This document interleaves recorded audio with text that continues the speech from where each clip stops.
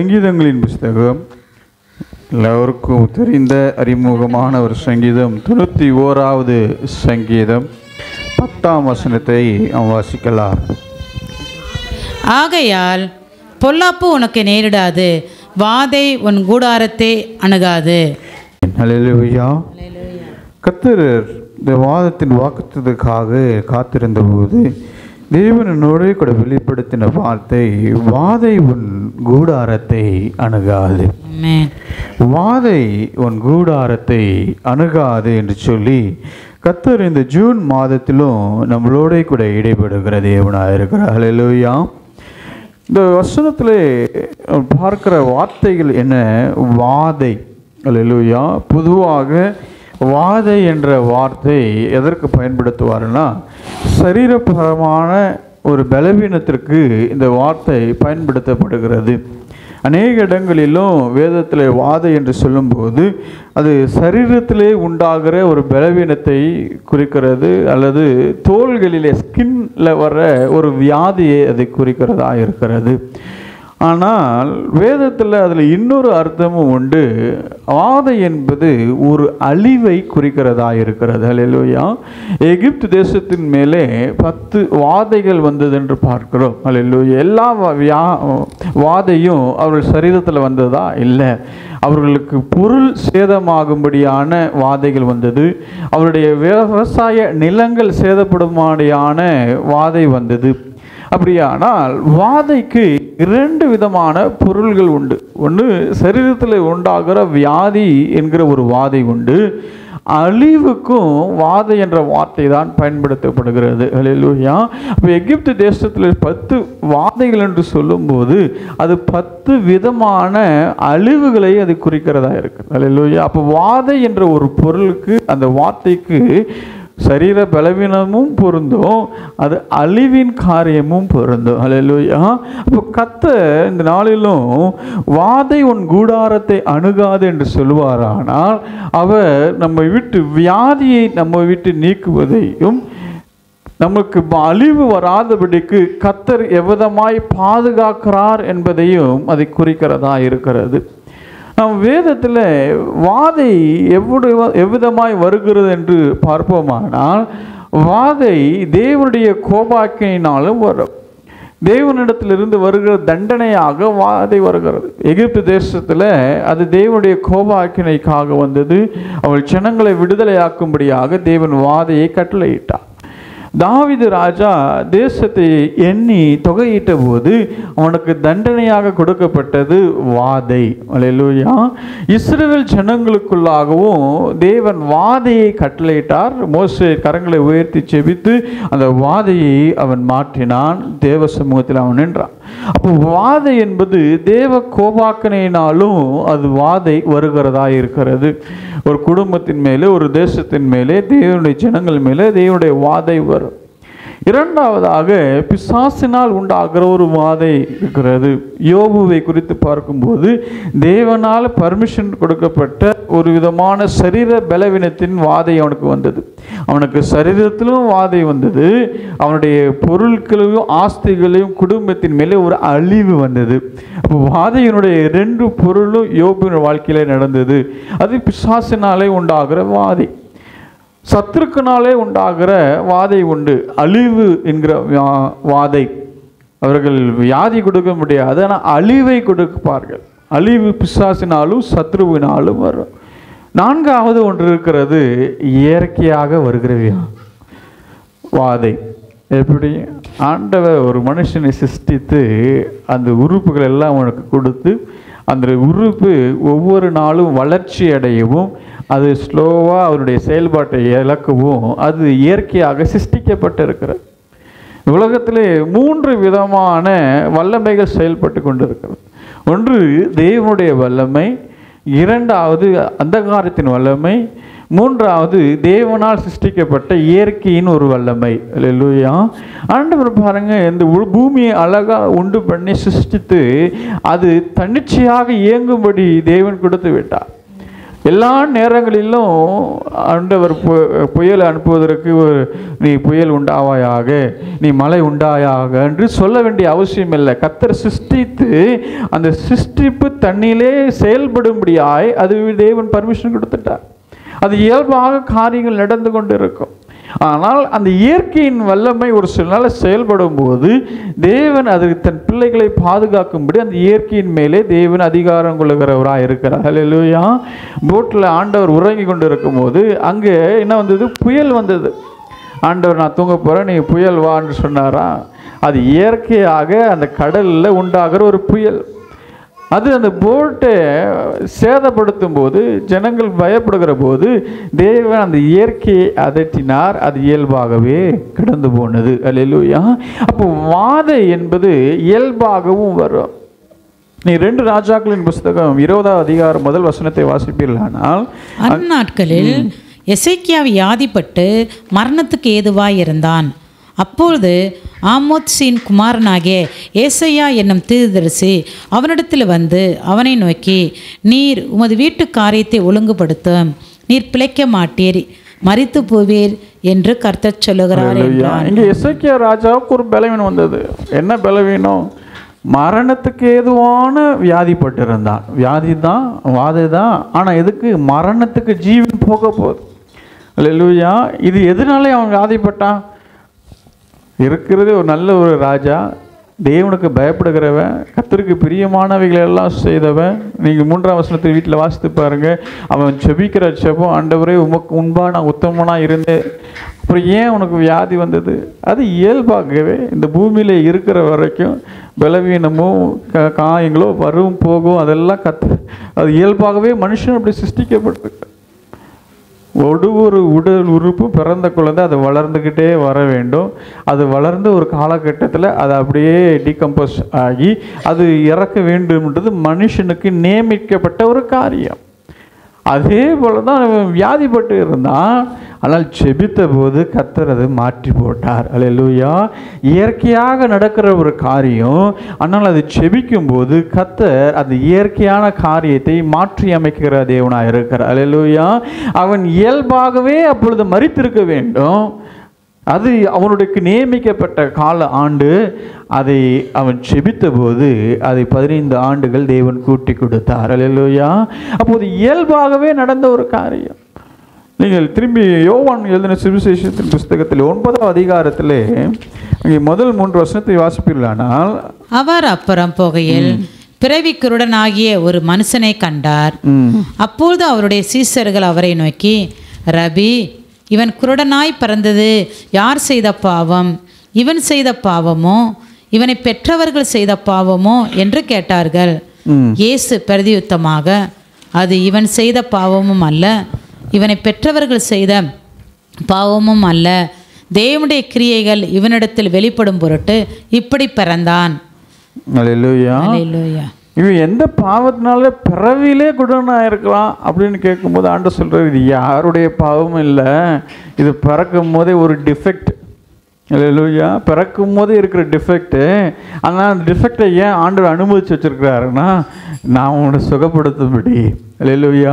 இவன் மூலியமா தேவனோட நாமம் மகிமைப்படும்படி இவனுக்குள்ளான இப்படிப்பட்ட காரியங்கள் உண்டு. அப்படியானால் இது பிசாசினாலும் வரல, இது பாவத்தினாலும் வரல, இது இயல்பான ஒரு காரியம். அல்லேலூயா. இயல்பான காரியம்தான். அது இயல்பான காரியம் அதெல்லாம் மாற்ற முடியாது என்று சொல்லலை. அவனை தேவன் சுகப்படுத்தினார். அல்லேலூயா. அவனை பலப்படுத்தினார். அல்லேலூயா. அப்படியானால் இந்த சங்கீதம் 91ஆவது சங்கீதம் 10ஆம் வசனத்தில் சொல்கிற வாதை உன் கூடாரத்தை அணுகாதுன்னா, தேவ கோபாக்கினால் வந்த வாதை இல்லை, பிசாசினால் வருகிற வாதை இல்லை, அது இயற்கையாக வருகிற ஒரு வாதை, ஒரு அழிவு. இந்த உலகத்தில் வாழ்கிறோம்.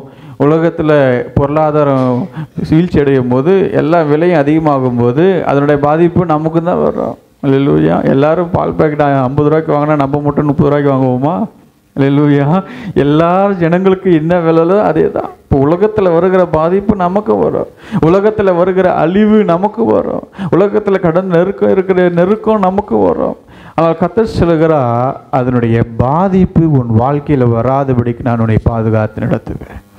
அதனுடைய தாக்கம் உன் வாழ்க்கையில் வராதபடிக்கு என்னுடைய கரம் உன்னை ஏந்தும், என்னை தப்புவிக்கும் என்று கர்த்தர் சொல்கிறார். அல்லேலூயா. அப்போ கர்த்தர் இந்த நாளில் இந்த மாதத்தில் சொல்கிறார், உனக்கு அழிவு ஒன்று வர விட்டாதபடிக்கு, உனக்கு பாதிப்பு உண்டாகாதபடிக்கு தேவனுடைய சமூகம் நம்மளை காக்க அது வல்லமையுடையதாக இருக்கிறது. அழிவுக்கு தப்பி, வியாதிக்கு தப்பி கர்த்தர் சொல்லுகிறார், உன் கூடாரம் அது மறைக்கப்படும், உன் கூடாரம் அது பாதுகாக்கப்படும், அது கர்த்தராலே ஆகும். அல்லேலூயா. யாருக்கு இந்த வாக்குத்தத்தம்? கர்த்தர் சொல்கிறார், வாதை உன் கூடாரத்தை அணுகாது. ஆனால் யாருக்கு? நீங்கள் 91ஆம் சங்கீதத்தில் 9ஆம் வசனத்தில் வாசிப்பீர்களானால், எனக்கு அடைக்கலமாய் இருக்கிற உன்னதமான கர்த்தரை உனக்கு தாபரமாய் கொண்டாய். எனக்கு அடைக்கலமாய் இருக்கிற உன்னதமான கர்த்தரை உனக்கு தாபரமாய் கொண்டாய். தாவரம் என்றால் என்ன? அது தாவரம்னா வாசம் பண்ணுகிற ஒரு ஸ்தலத்தை குறிக்கிறது. எனக்கு இந்த சங்கீதத்தை நீங்கள் வாசித்தீங்கன்னு சொன்னால், இது இருவருடைய உரையாடலின்னு ஒரு சங்கீதம். அல்லேலூயா. இந்த சங்கீதத்தில் மேலே தலைப்பு எதுவுமே இருக்காது. இவர் பாடி கொடுத்தார், அவர் பாடி கொடுத்தார், இந்த தலைப்பு எதுவுமே இருக்காது. பொதுவாக வேத வல்லுநர்கள் என்ன சொல்கிறாங்கன்னா, இது தாவீதும் சாலமோனும் உரையாடுகிற ஒரு சங்கீதம் என்று சொல்லுகிறார்கள். அதனால தான் பாருங்கள், ஒரு சாலமோன் சொல்லுவதை போல இந்த சங்கீதம் ஆரம்பிக்கும். உன்னதமான மறைவில் இருக்கிறவன் சர்வ வல்லவருடைய நிலையில் தங்குவான், நான் கர்த்தரை நோக்கி நீர் என் அடைக்கலம், என் கோட்டை, என் தேவன், நான் நம்பியிருக்கிறேன் என்று சொல்லுவேன் என்று அவன் முடித்த பிறகு இன்னொருவன் சொல்லுவதை போல அவர் உன்னை வேறனுடைய கண்ணுக்கு. அல்லேலூயா. அப்போ தாவீது தன் மகனை பார்த்து சொல்றார், கர்த்தர் அவர் உன்னை வேறனுடைய கண்ணுக்கு உன்னை பாதுகாப்பார், வாதை உன் கூடாரத்தை எல்லாத்தையும் சொல்லிட்ட பிறகு அவன் 9ஆம் வசனத்தில் சொல்லுகிறான், தாவீதாகிய எனக்கு அடைக்கலமா, நான் கர்த்தர் எனக்கு அடைக்கலமா பார்க்குறேன், ஆனால் அந்த கர்த்தரை நீ தாபரமாக வச்சிருக்கிற.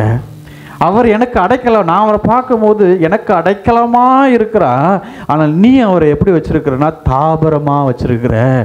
அந்த தாபரமாக நீ அவர் வச்சிருக்கிறனால உன் வீட்டில் வாதம் வராது, உனக்கு பொல்லாப்பு வராது. அப்போது யாருக்கு இந்த வாக்குத்தத்தம்னா, ஆண்டவரை தாபரமாய் கொண்டிருக்கிறவர்கள். அல்லேலூயா. தாபரம்னா வாசஸ்தலம், வாசம் பண்ணுகிற இடம். ஆங்கிலத்தில் ஹேபிடேஷன் என்று சொல்லுகிறார்கள். அல்லேலூயா. அப்போது கர்த்தரை யார் தங்குகிற இடமாக, கர்த்தருக்குள் யார் வாசம் பண்ணுகிறார்களோ அவர்களுக்கு விரோதமாய் கர்த்தர் வாதையை வரவோட்டார்.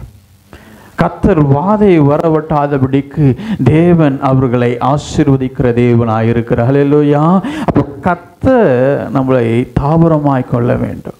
நாம் அவருக்குள் வாசம் பண்ணுகிறவர்களாக இருப்போமானால் கர்த்தர் நம்மளோட கூட இருந்து அழிவை காண ஒட்டாதபடிக்கு நம்மளை நடத்துகிறார், நஷ்டமடையாதபடிக்கு தேவன் நம்மளை நடத்துகிறார்.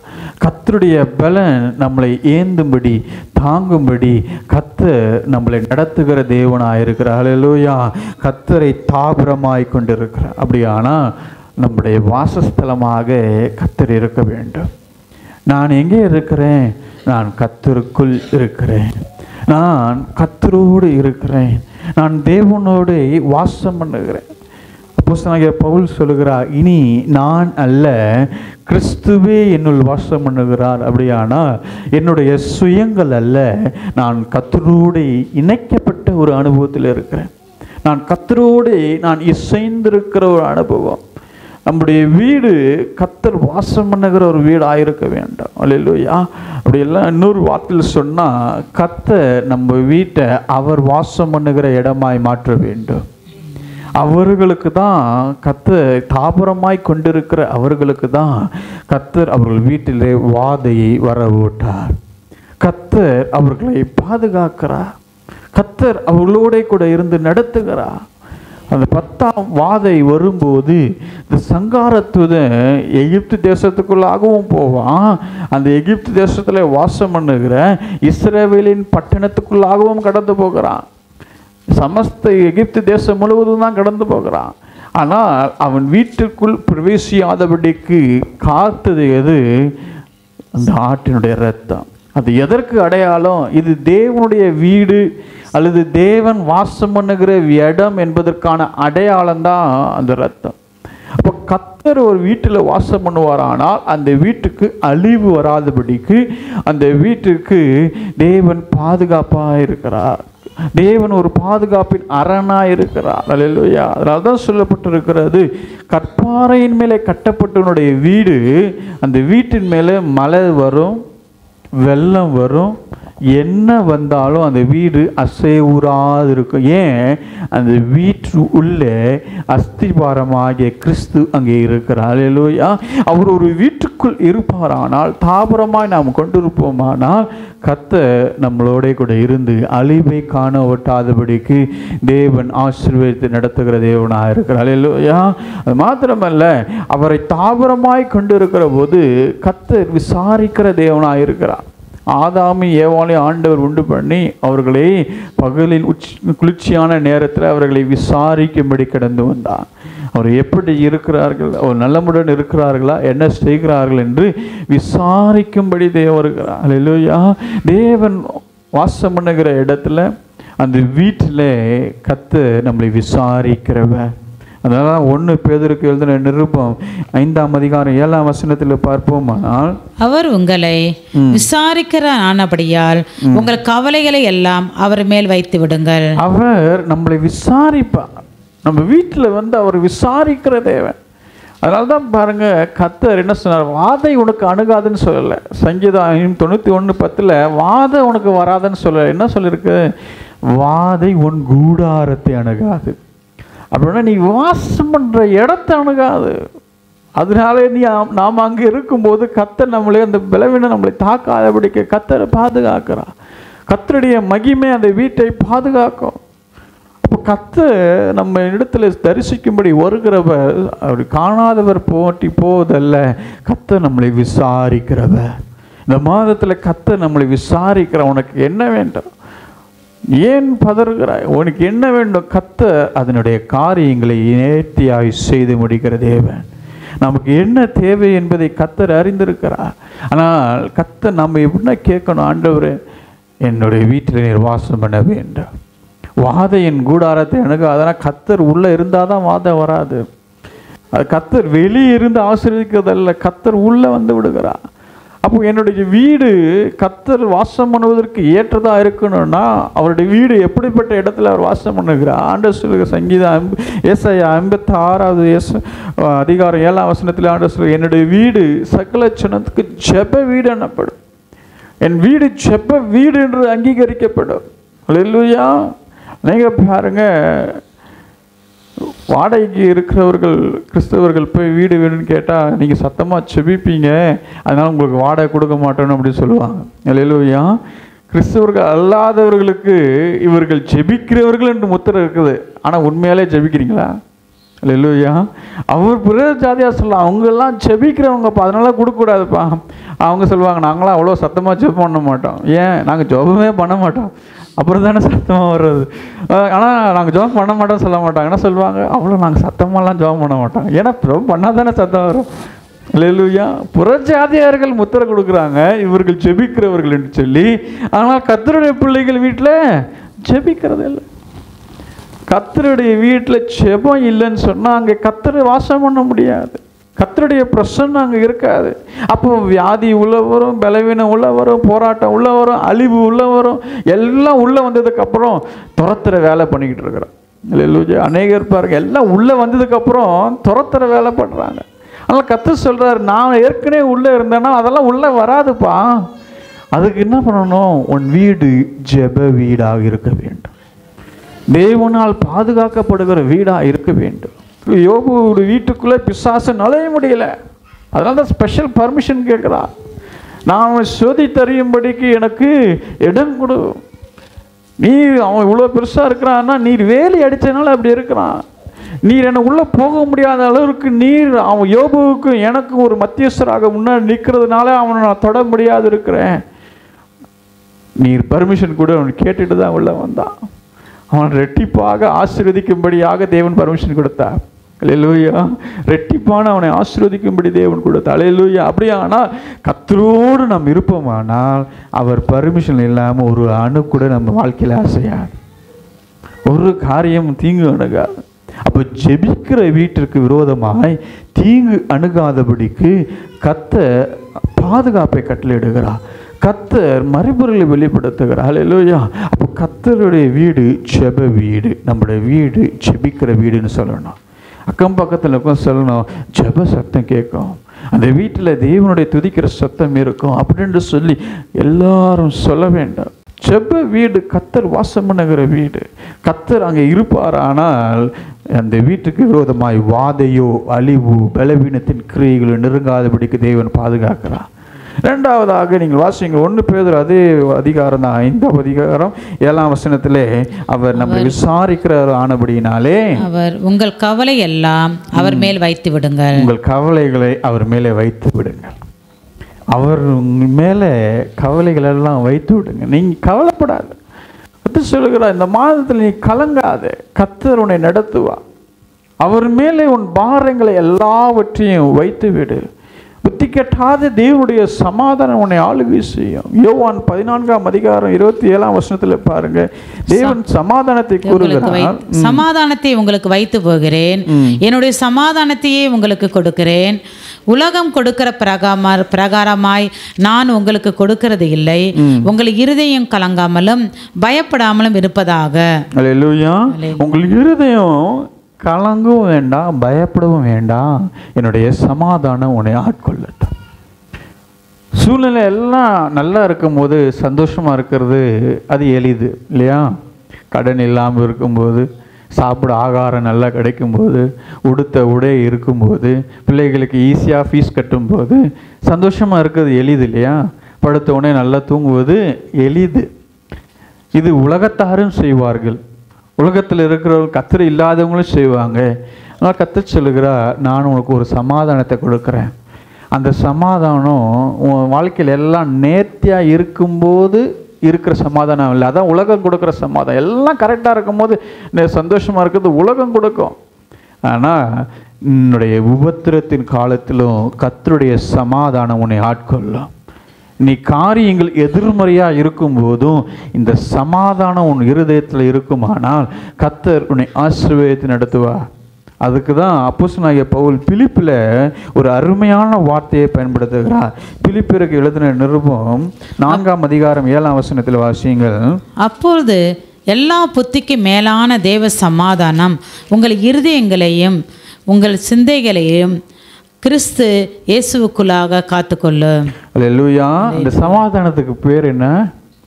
புத்தி கேட்டாத ஒரு சமாதானம். அல்லேலூயா. இந்த சமாதானம் எப்படி தான் வருது? அல்லேலூயா. பொதுவாக கேட்பாங்க, இவ்வளோ பிரச்சனை இருக்கும்போது எப்படிங்க கர்த்தருடைய பிள்ளைகள் சந்தோஷமாக இருக்கிறீங்க? அது வார்த்தையில் சொல்ல முடியாது. அதுதான் புத்தி கெட்டாத ஒரு சமாதானம். புத்தி கெட்டாத ஒரு சமாதானம் நம்முடைய இருதயங்களை கிறிஸ்து இயேசுவுக்குள்ளாக காத்துக்கொள்ளும். என்ன நடந்தாலும் எது நடந்தாலும் நான் பயப்படுறேன், கர்த்தருடைய கரத்தில் இருக்கிறது. சங்கீதக்காரன் 23வது சங்கீதம் 4ஆம் வசனத்திலே அவர் சொல்லுகிறார், நான் மரண இருளின் பள்ளத்தாக்கிலே நடந்தாலும் பொல்லாப்புக்கு பயப்படேன், தேவரீர் என்னோடு கூட இருக்கிறீர், முது கோலும் முது தடியும் என்னை தேற்றும். அல்லேலூயா. எங்கே நடக்கும்போது? மரண இருளின் பள்ளத்தாக்கில் நான் நடக்கும்போது. அல்லேலூயா. மரண இருள் எப்படின்னா எவ்வளோ கொடிதாக இருந்திருக்கும். நல்லா யோசித்து பாருங்க. 2 பேருக்கு வியாதி இருக்குது, கொடிய வியாதி 2 பேருக்குன்னு வச்சுக்கோங்க. ஏக்கும் பிக்கும் கொடிய கேன்சர் வியாதின்னு வச்சுக்கோங்க.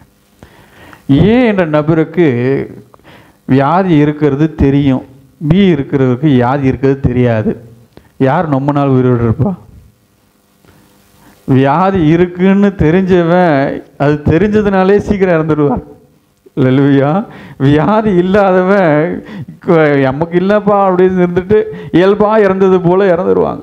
அல்லேலூயா. அந்த காலத்தில் பாருங்கள், மருத்துவம்லாம் வளர்கிறதுக்கு முன்னாடி வியாதி இருந்துச்சுன்னா எல்லாருக்கும் வியாதி இருந்துச்சு. அப்பயும் ஹார்ட் அட்டாக் வந்துச்சு, அப்பயும் கொழுப்பு கொலஸ்ட்ரால் இருந்துச்சு, அப்பயும் இருந்தது. அது இருக்குதுன்னே தெரியாமல் அவங்க வாழ்ந்தார்கள். இருக்கிற வரைக்கும் நல்ல பலனாக இருந்தாங்க, இறந்து போனாங்க. அல்லேலூயா. அப்போது பாருங்கள், பிரச்சனைகள் இருக்கும்போது பிரச்சனையை பார்த்துட்டே இருந்தால் நமக்கு இருக்கிற ஸ்ட்ரெஸ்ஸுலேயே நம்ம என்ன பண்ணிவிடுவோம், இறந்து போயிடுவோம். அதனால தான் பாருங்கள், புத்தி கெட்டாத தேவ சமாதானத்தை கர்த்தர் கட்டளிடுகிறவராக இருக்கிறார். அவர் வாசம் பண்ணுற இடத்துல அந்த சமாதானத்தை அவர் ஆளுகை செய்யும்படியாய் அவர் பரப்பி விடுகிறார். தேவனுடைய சமாதானம் நம்முடைய வீட்டை ஆளுகை செய்யணும். அதான் சங்கீதக்காரன் பாருங்க, நான் மரண இருளின் பள்ளத்தாக்கில் நடந்தாலும் பொல்லாப்பு எனக்கு வரும்னு சொல்லி நான் பயப்பட மாட்டேன். ஏன்? எல்லாம் கர்த்தருடைய கையில் இருக்குது. சங்கீதக்காரனுக்கு தெரியும் எல்லாம் கர்த்தருடைய கரத்தில் இருக்குது, நான் பயப்பட வேண்டிய அவசியம் இல்லை. நான் இருளில் தான் நடக்கிறேன். அவன் சொல்கிறான், நான் இருளில் தான் நடக்கிறேங்க, நான் மரண இருளில் தான் நடந்து போகிறேன், ஆனால் பொல்லாப்பு வந்துருமோன்னு எனக்கு பயம் கிடையாது. அது எப்படிப்பட்ட ஒரு வார்த்தையை பாருங்க. நான் இருளில் இருக்கிறேன், தரித்திரத்தில் இருக்கிறேன், ஆனால் இதில் மடிந்து போக மாட்டேன், இதனுடைய தாக்கம் என் வாழ்க்கையில் வராதுன்னு அவன் உறுதியாய் சொல்கிறான். நான் பொல்லாப்பு கழிச்சு என்றைக்குமே பயந்ததில்லை. ஏன்? அவன் சொல்லுகிறான், உம்முடைய கோலும் உம்முடைய தடியும் என்னை தேற்றும். அல்லேலூயா. நான் இதில் மடிந்து போகாதபடிக்கு எனக்கு ஒரு நம்பிக்கை இருக்கிறது, எனக்கு ஒரு ஜீவனுடைய நம்பிக்கை இருக்கிறது. அது என்ன? உம்முடைய கோலும் உம்முடைய தடியும் என்னை தேற்றும். கோல் அதிகாரத்தை குறிக்கிறது. கோல் என்பது அதிகாரத்தை குறிக்க. ராஜாவின் கரங்களில் கோல் இருக்கும். தடி யாருடைய கையில் இருக்கும்? மேய்ப்பனுடைய கையிலே தடி இருக்கும். அது பாதுகாக்கும். அந்த கோலை வைத்து அரசாளுவான், தடியை வைத்து மந்தையை பாதுகாக்கிற காரியம்.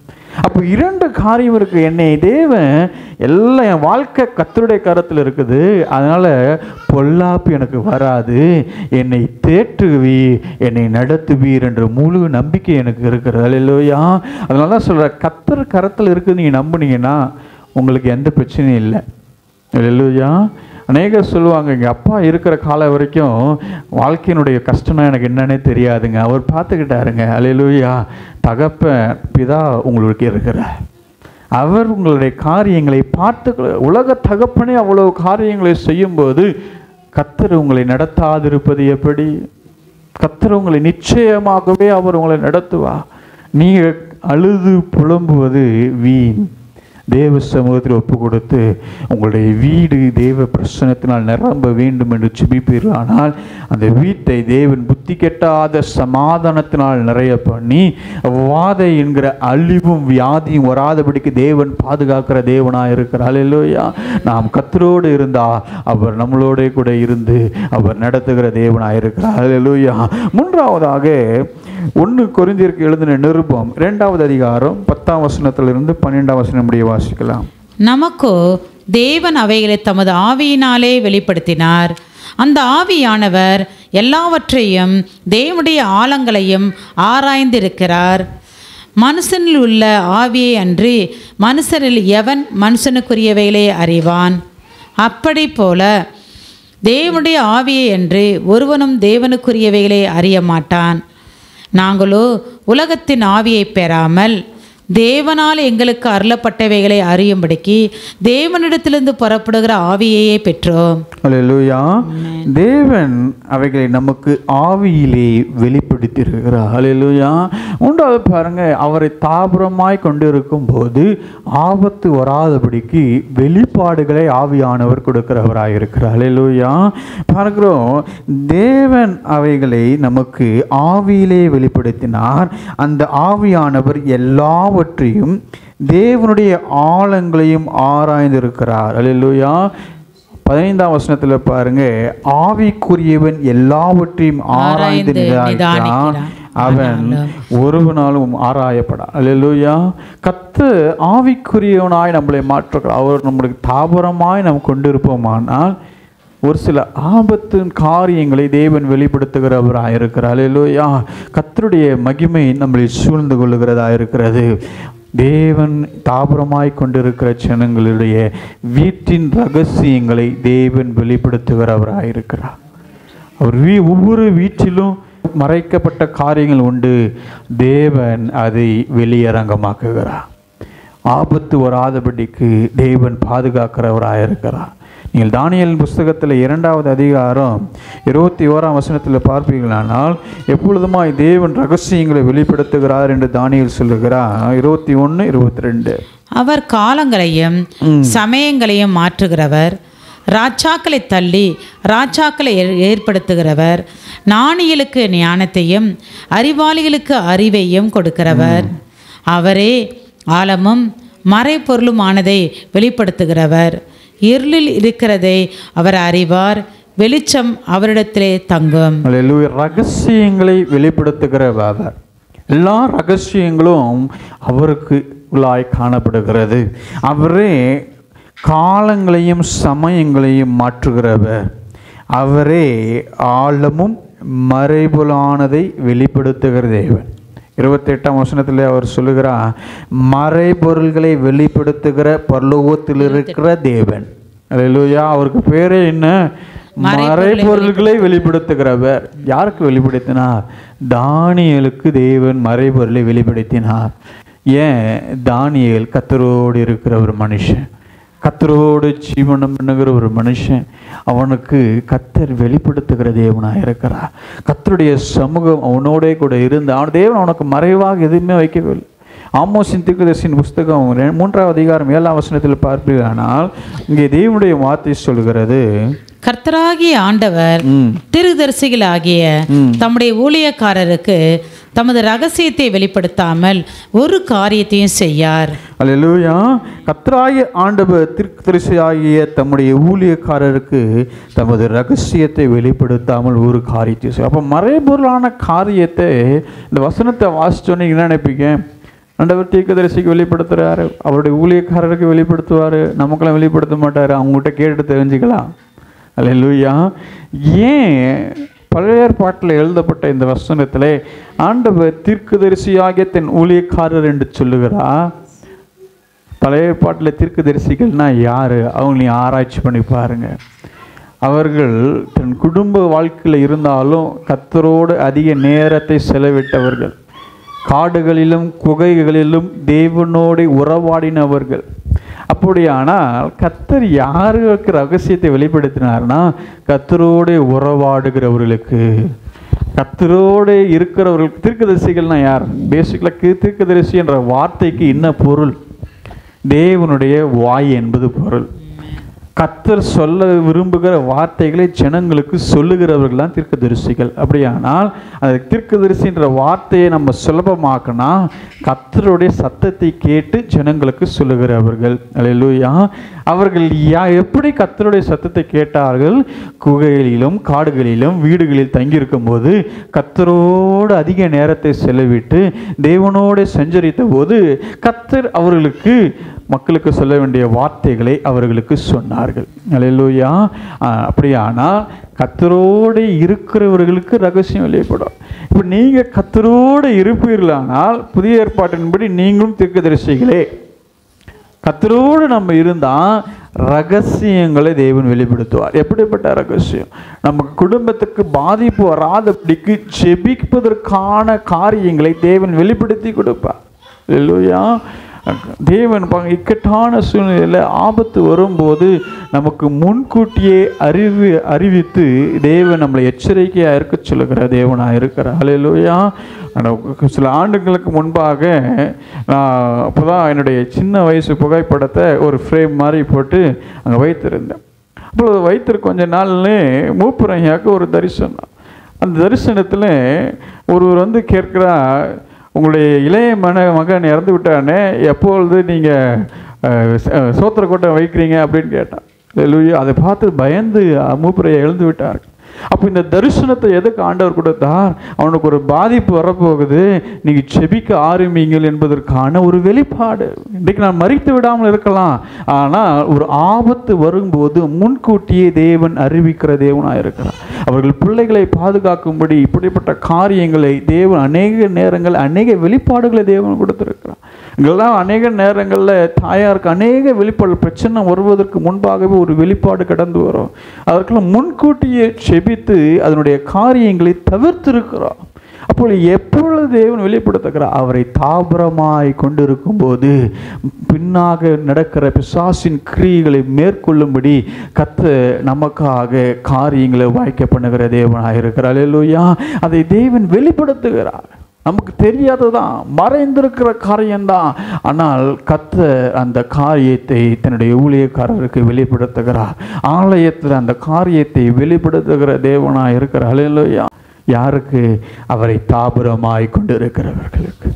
யாருக்கு வாதை வராது, யாருக்கு தீங்கு வராது. இந்த மாதத்தில் யாரை நடத்த போகிறார்? அவரை தாபரமாய் அவருக்குள் இருக்கிறவர்கள், அவரோடு இருக்கிறவர்கள், அவரோடு இசைந்து போகிறவர்கள், அவரோட கூட சஞ்சரிக்கிறவர்களுக்கு தீங்கும் அணுகாதபடிக்கு கர்த்தர் நம்மளை நடத்துகிறார். வாதை நம்முடைய கூடாரத்தை அணுகாதபடிக்கு அவரே பாதுகாப்பின் அரணாயிருக்கிறார். அழிவுக்கு தப்பி, நஷ்டங்களுக்கு தப்பி நடக்கத்தக்க தேவனுடைய வல்லமை நம்மளை தாங்கி நடத்துகிறதா இருக்கிறது.